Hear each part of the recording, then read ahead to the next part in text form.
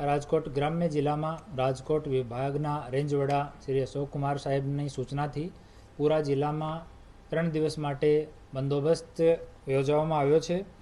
આ બંદોબસ્તમાં 3 ASP, 3 DYSP, 27 PI, 42 PSI, 620 જેટલા police કર્મચારી, 700 જેટલા જીઆરડી અને 250 જેટલા હોમગાર્ડ, 112ના 23 બોલેરો ગાડી, 80 જેટલી મોટરસાઇકલ, 175 જેટલા બોડી વોર્ન કેમેરા અને 17થી વધારે બ્રેથ એનાલાઇઝર અને ડ્રગ ટેસ્ટિંગ કિટ ડિપ્લોય કરવામાં આવ્યા છે।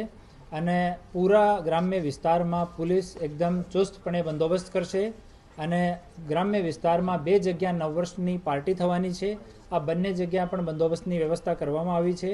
જેટલા ફાર્મ હાઉસ છે, આ ઇન્ડસ્ટ્રીયલ એરિયામાં જો ફેક્ટરી છે, નદીના કિનારા છે, ખેતર છે, આમાં ડ્રોનથી કન્ટિન્યુ સર્વેલન્સ આજથી જ શરૂ થવાનો છે, જેમાં નાઇટ વિઝનવાળા ડ્રોન પણ ડિપ્લોય કરવામાં આવે છે।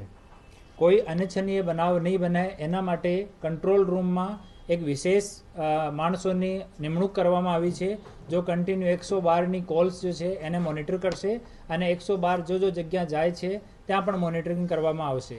તમામ જો જાહેર જનતા છે એને પણ અપીલ કરવામાં આવે છે કે કોઈ પ્રકારના ગેરકાયદેસર પ્રવૃત્તિઓથી દૂર રહે, શાંતિથી પરિવાર સાથે, મિત્રો સાથે 9 વર્ષની ઉજવણી કરે। અને ગ્રામ્ય પોલીસ વતી 9 વર્ષની હું બહુ શુભેચ્છાઓ આપું છું।